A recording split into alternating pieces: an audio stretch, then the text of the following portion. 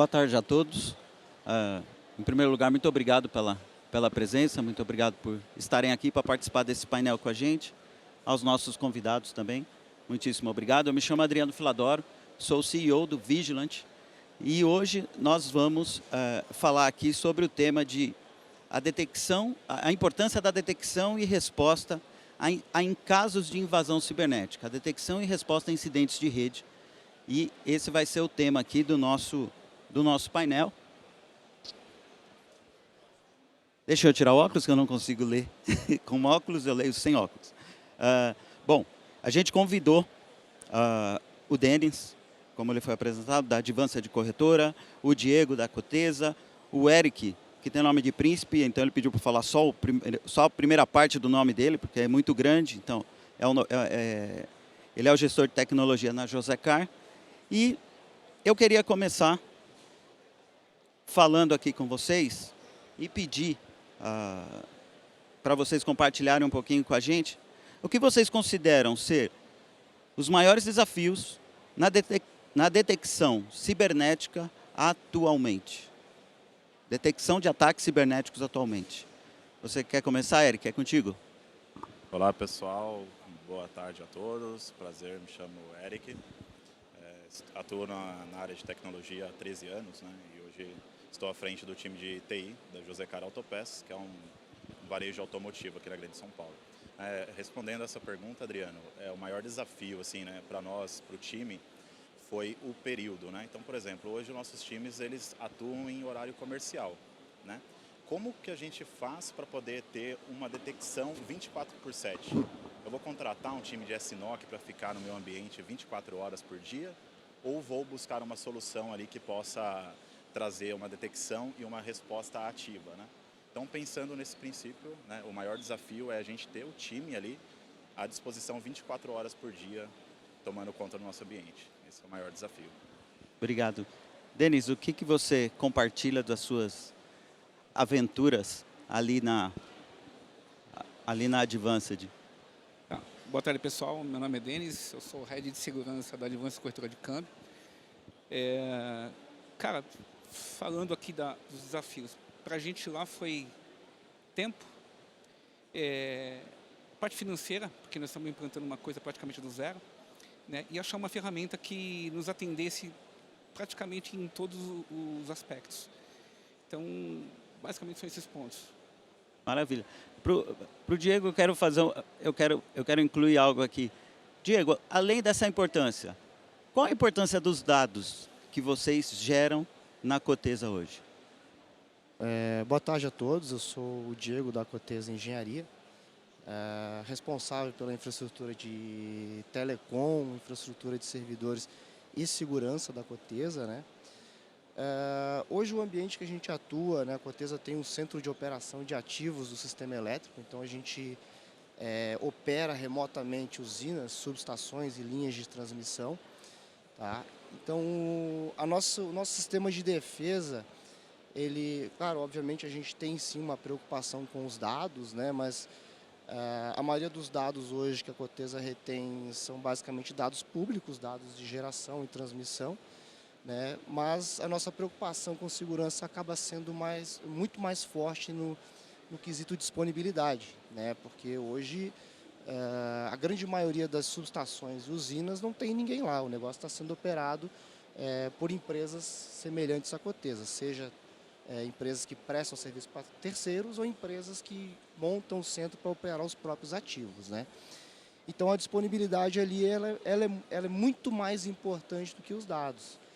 Então, como ele falou ali, a resposta à detecção de um incidente, principalmente fora do horário comercial, onde a gente não tem uma equipe lá, ela acaba sendo muito complicada para a gente. O centro de operação é 24 horas por dia e eu tenho que ter um sistema que detecte qualquer horário do dia e uma equipe que responda a esse incidente a qualquer horário do dia. Né? E que a gente resolva sem ter que parar nada, que esse é o maior desafio que a gente tem, é trocar o pneu com o carro andando ali. Muitas vezes o servidor comprometido, cara, resolve ele funcionando. Não tem a opção de desligar, parar a operação. Eu tenho que assumir a operação local de mais de 70 subestações. Isso aí no meio da madrugada é praticamente impossível de acontecer. Então o negócio tem que ser respondido ali de bate-pronto e resolvido o quanto antes. Né? Maravilha. Com base nisso, como que vocês avaliam o papel da inteligência artificial nisso? Como o aprendizado de máquinas, isso pode nos ajudar, isso tem nos ajudado? Vocês enxergam algum tipo de limitação nesse sentido? Vamos lá, Eric.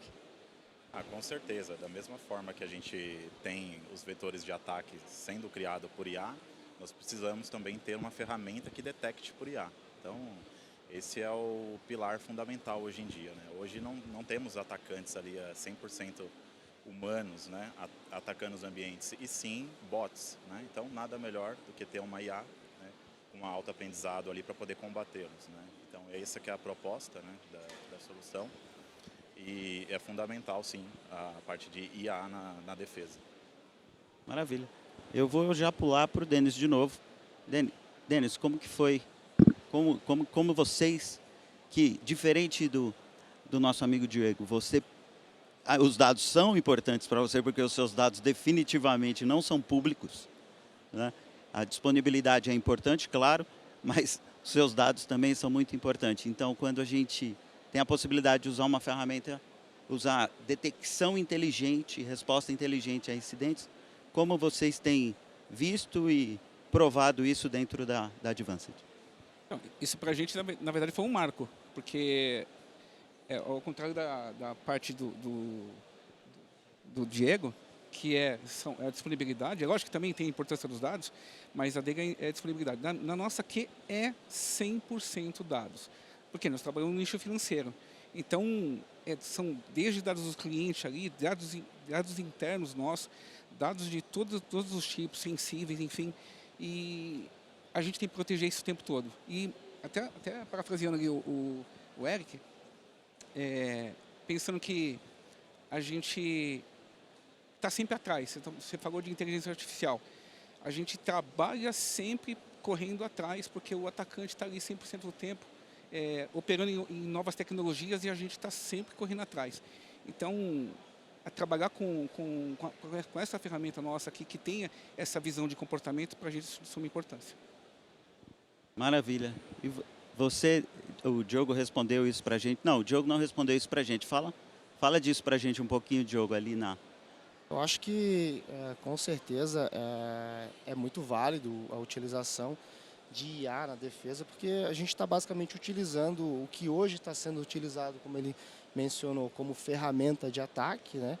Tem se mostrado muito eficiente aí na parte de defesa, né? E principalmente com a ferramenta que a gente implantou com vocês ali, a gente tem visto isso aí na detecção de comportamento suspeito, que hoje em dia, numa configuração ali de detecção de log, a gente não consegue cercar todas as áreas. Então, a gente depende, e nós mesmos, como seres humanos, não temos condições de aprender no nível que eles estão desenvolvendo os ataques. Né? Deixa eu te atrapalhar, mas por um motivo. Existe uma frase muito famosa, todo mundo aqui conhece essa frase, já ouviram ela várias vezes e ela cabe muito aqui, que foi de um político suíço do século XIX.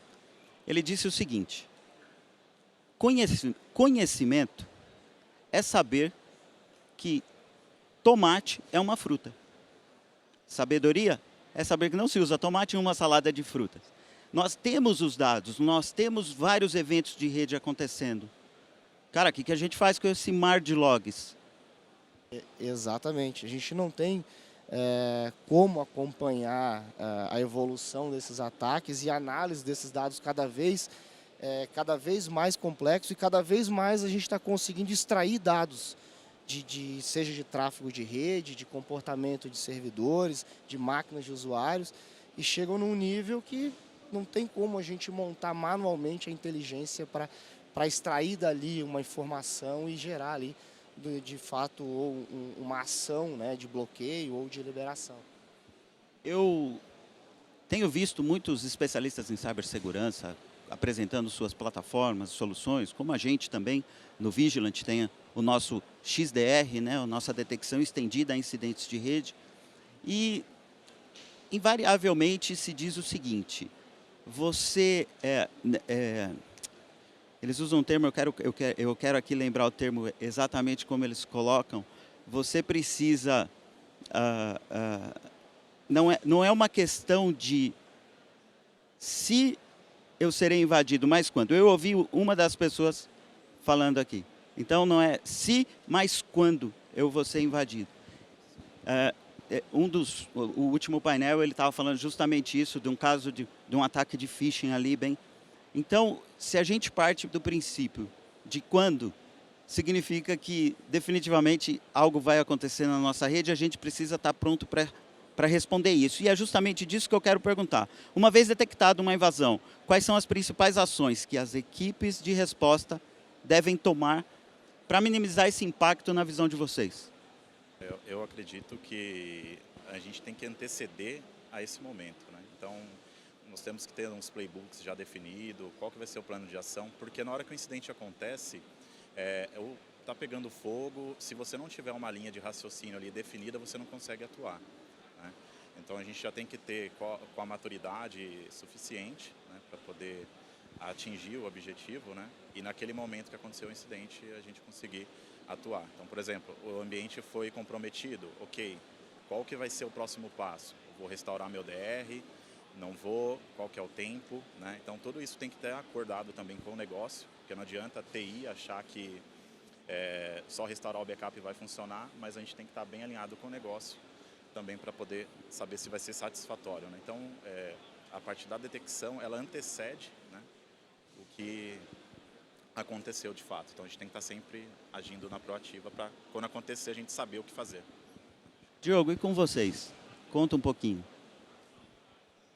Para a gente, com certeza, essa detecção ali num tempo hábil e esses procedimentos, dentro da nossa área tudo é procedimento, né?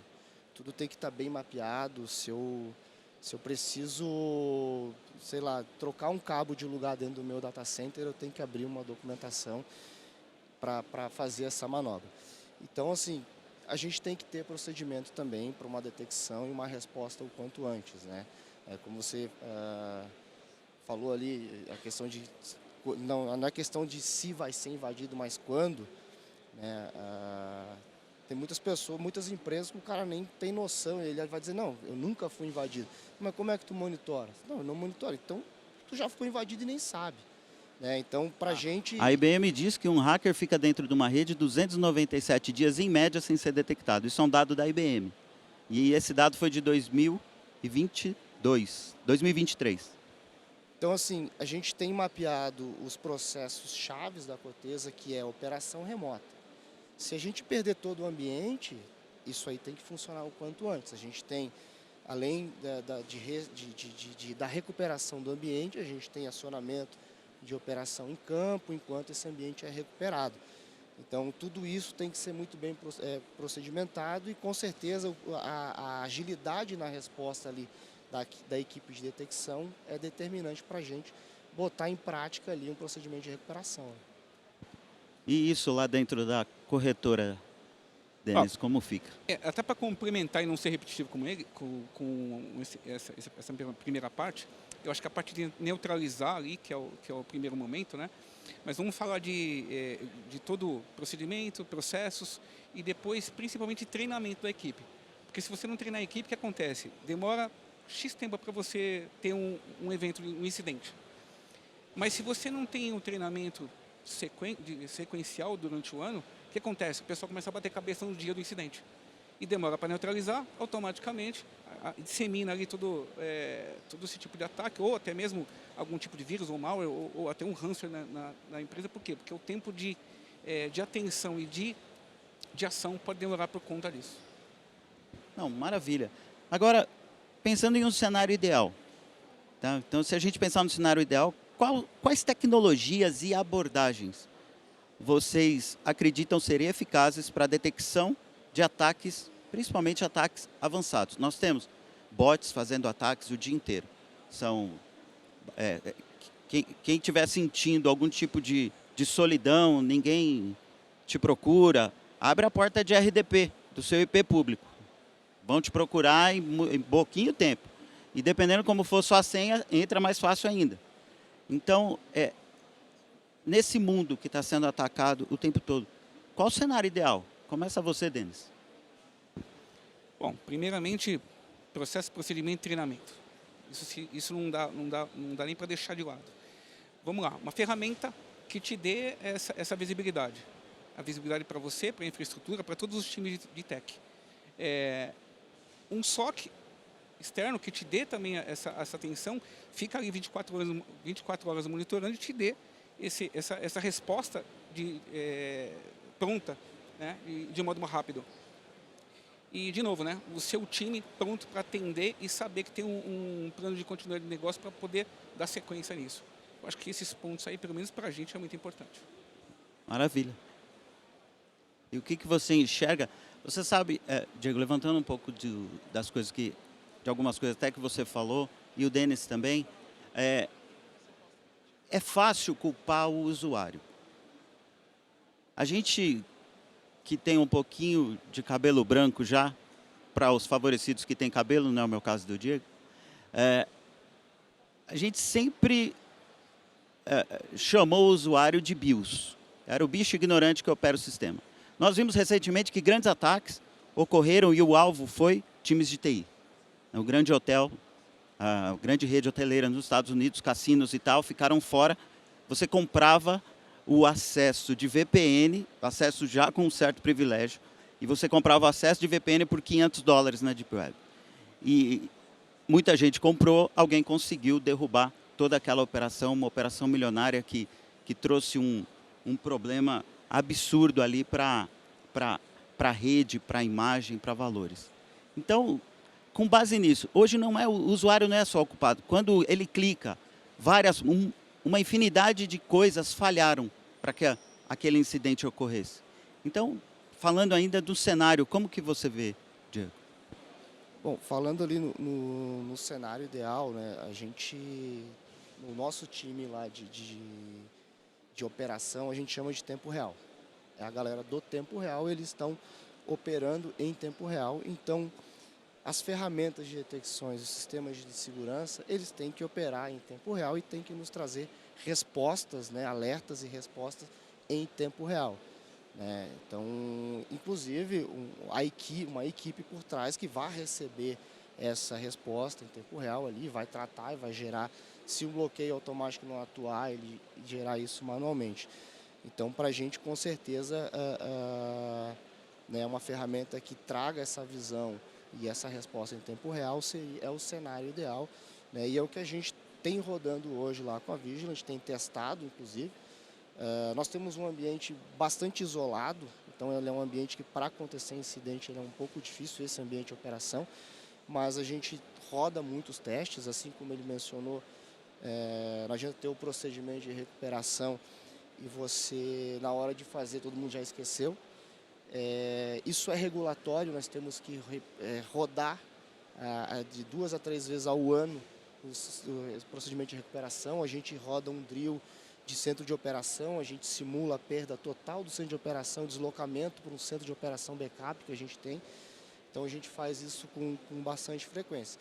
Como você falou ali, não dá para culpar o usuário, porque hoje em dia a gente tem que ter ferramentas que protejam a gente até de quem tem a senha. Porque o usuário pode estar mal intencionado e você tem que se proteger dele também. Então, assim, não dá só para culpar o usuário, porque o usuário está fazendo de propósito, né? Nesse caso, não é um ataque cibernético, é uma fraude. Maravilhoso. E com vocês, Eric? Exatamente, né? Nesse mesmo sentido, né? São 3 pilares que a gente tem dentro da segurança, né?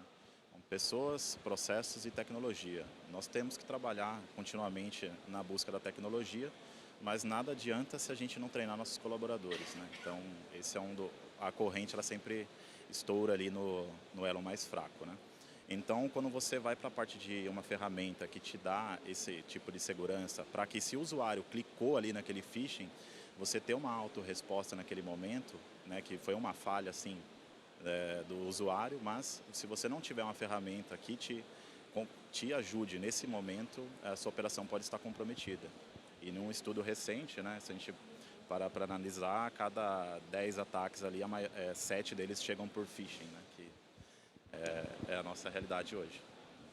Eu quero emendar com você, Eric, se é possível, você compartilhar um caso de resposta a incidente que foi decisivo para minimizar danos e quais foram as lições aprendidas que vocês tiveram para chegar e pensar nesse nível de observabilidade do que ocorre na rede, o comportamento das máquinas dentro da sua rede. Sim, nós tivemos um grande player, né, que bem próximo da gente, que sofreu um ataque, né, no mesmo segmento, enfim. E ali a gente já começou a olhar com outros olhos, né? Será que somente o antivírus eu estou seguro? E quando a gente foi aprofundando nesse tema, né, a gente descobriu que o antivírus ele é talvez ali a última camada. A gente espera que ele não seja utilizado, né? E aí onde a gente começou nessa busca de um EDR, e quando você vai para essa parte de cyber, é complicado para a gente que toma algumas decisões, né? Porque tem N ferramentas, e qual delas que eu vou escolher para o negócio, né? Então foi nesse sentido que nós encontramos a Vigilant como parceiro, rodamos ali vários testes, né? Nós temos uma equipe aí também bem robusta de testes e tudo mais, homologamos durante um tempo, simulamos vários ataques, né? Nenhum deles paramos um pouquinho a operação ali, para ver como é que funcionava e tudo mais, né? Acabou tendo esse efeito colateral, mas a gente viu na prática que se acontecer, né, pelo menos em alguns nesses vetores que a gente simulou, a gente está coberto, então a gente fica mais tranquilo, a gente que está na liderança ali na frente, lidando com o comercial da empresa, facilita muito. Tem algum caso desse que você consegue compartilhar com a gente, Diego? Dentro da nossa estrutura do centro de operação, a gente não tem históricos, exceto os ataques muito comuns, né? Onde você tem roteador de borda ali com tentativa de brute force, né? A gente faz algumas coisas para mitigar, altera as portas padrões de serviço SSH, mas sempre se tem, já aconteceu, mas isso aí a gente considera rotina, né? Mas já aconteceu, a ferramenta atuou e bloqueia o IP, entendeu? Então, nesses acontecimentos a gente tem visto ali que a ferramenta ela traz esse benefício, né? Por mais que assim, a gente tem todo um mecanismo para o cara dificilmente vai conseguir quebrar uma senha daquele tamanho, né?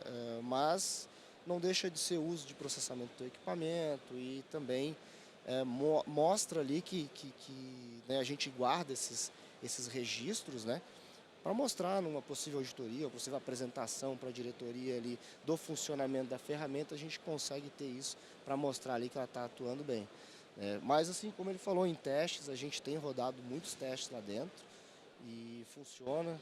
Até já ocorreu bloqueios de situações que não eram testes, mas era a gente fazendo alguma manobra que também gerou bloqueio. Então, para a gente tem funcionado muito bem nesse sentido. Denis, dentro da corretora, você consegue compartilhar com a gente algum caos ocorrido lá? Foi interessante, porque a gente adquiriu a ferramenta e vocês sabem que quando você faz uma implementação de uma ferramenta de segurança, você precisa trazer valor para a empresa. De bate-pronto para a liderança quer ver valor em cima dela. E olha só que interessante, a gente estava fazendo um pen test em paralelo. Só que eu não avisei para ninguém, nem para o cara do pen test e nem para o vigilante. Resultado, o vigilante barrou o IP, ligou para a gente lá, olha, tem um IP escaneando a rede de vocês. Pô, que IP que é esse? Tá, vou ver. Tá. Cara, liga pro cara do pen test. Cara, é você que está escaneando? Pô, então, cara, alguém bloqueou aí. Foi o vigilante. Então, foi interessante porque teoricamente, foi um acesso indevido, um ataque, e foi barrado pela ferramenta, por justamente estar fazendo ali umas movimentações laterais que não deveria.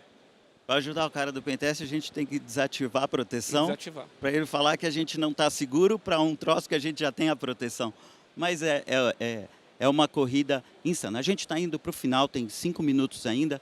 E eu quero partir ali para uma última questão ali, com essa rápida evolução dos ataques. Como vocês recomendam que as equipes de segurança mantenham sua estratégia de detecção e resposta? Bom, primeiramente com ferramenta, treinamento. Porque eu bato muito em treinamento, cara. Porque não adianta você ter um monte de ferramenta na sua empresa e se você não treina ninguém, nem a sua equipe e nem os usuários, né? Então, todos os usuários têm que ser treinados, toda a equipe técnica tem que ser treinada, tá? E mais que isso, né? Saber utilizar as ferramentas, porque não adianta, a ferramenta por si só, ela só vai fazer um pedaço, né? O restante são as pessoas que estão ali trabalhando nessa parte de segurança. Então, minha visão para essa pergunta é essa aí. Diego, o que você compartilha com a gente? Com certeza, ferramentas, né, monitoramento em geral. Eu acho que tudo que é informação que gera dentro da tua rede, seja nos endpoints, firewalls, switches, roteadores, tudo que gera de informação ali dentro, eu acho que você tem que ter ferramenta para coleta desses itens, né, dessas informações, e uma ferramenta que trate isso e gere, né, na verdade, que gere informação em cima desses dados, tá? E com certeza uma equipe de resposta, tá? Hoje a Cotesa optou por terceirizar, né, junto com a Vigilant, que fornece a própria ferramenta, por não termos lá uma equipe 24 horas por dia para estar detectando. Então você tem que ter ferramentas que fiquem olhando ali em tempo real e tem que ter pessoas por trás, né? Como a gente mencionou da IA, a IA ela vai gerar resposta, mas essa resposta terá que ser auditada, terá que ser tratada por uma pessoa ali. O incidente ele sempre tem que ser tratado, né? Exatamente. E o tratar o incidente, em muitos casos, é um trabalho artesanal. Aí não tem como fugir. Não. Não tem como fugir da expertise de um profissional da área de segurança. Né? Isso aí vai demorar para essa IA substituir a gente, viu? Eric, com você. Eu compartilho do Denis ali, né, que a parte fundamental é o treinamento, de fato, para a operação, sim, não só da parte do corpo técnico ali, mas também de todas as áreas do negócio, né? E também que uma ferramenta de segurança, ela não precisa ser complexa para ser eficiente. E eu acho que é isso que o Vigilant, é a proposta do Vigilant, e isso que nos acendeu ali, né, ou brilhou os olhos, né, diante de todos os testes. A simplicidade de você conseguir atuar num ambiente crítico com a ferramenta é fundamental e que nos trouxe aí tranquilidade, né? Então, complementando, processo, né, pessoas e tecnologia, com certeza são os pilares ali fundamentais para a detecção e manter o ambiente. Não, maravilha. Faltam 2 minutos. Eu prometi que eu iria controlar para que a gente conseguisse parar. Como previsto, eu não consegui fazer todas as perguntas que tinha para ser feita. E aí eu gostaria de te pedir, Eric, começando por você, depois o Diogo e o Denis, as considerações finais de vocês sobre esse nosso painel aqui, antes de eu encerrar. Bacana. Agradeço pela oportunidade. É muito disso, né, pessoal? Nós que estamos diante desses ataques o tempo todo, é fundamental a gente entender como o nosso negócio atua, né? Se a gente tem uma equipe interna ou não, optar por terceirizar é uma boa opção nesse cenário, né? E uma ferramenta que pode te dar um pouco de tranquilidade ali, mais calma ao dormir, né? Seria a plataforma do Vigilant que a gente tem usado bastante. E eu acredito que é isso. O que eu tiro de consideração final realmente é basicamente o que ele colocou. Você tem que ter ferramentas de monitoramento, você tem que ter visibilidade do que acontece dentro do teu ambiente. Eu acho que isso aí traz uma segurança, não só a visibilidade, mas também o tratamento de que você tem ali, né? Então, tudo começa no monitoramento. A ferramenta de monitoramento parte disso daí, né? Se você não monitora, você não tem como saber o que está acontecendo. E a partir dali, né, você aplicar ações em cima desse monitoramento, onde entra essas ferramentas de resposta como o Vigilant, né? E como ele mencionou também, a simplicidade da ferramenta, ela é muito importante também, porque hoje o cara tem que acessar ali, tem que ver de cara o que está acontecendo, não tem que estar buscando log, história, já tem que estar estampado na cara dele ali o que tem de acontecimento, o que ele precisa atuar. Né? Hoje a ferramenta hoje ela é tão simples que as pessoas que mais acessam é eu, que sou responsável pela infraestrutura, e depois é o nosso gerente de engenharia, que ele não entende nada de segurança, mas ele consegue acessar a ferramenta e ver o que está acontecendo. Contigo, Denis, para a gente não estourar o horário, vamos lá? Rapidão aqui no tempo,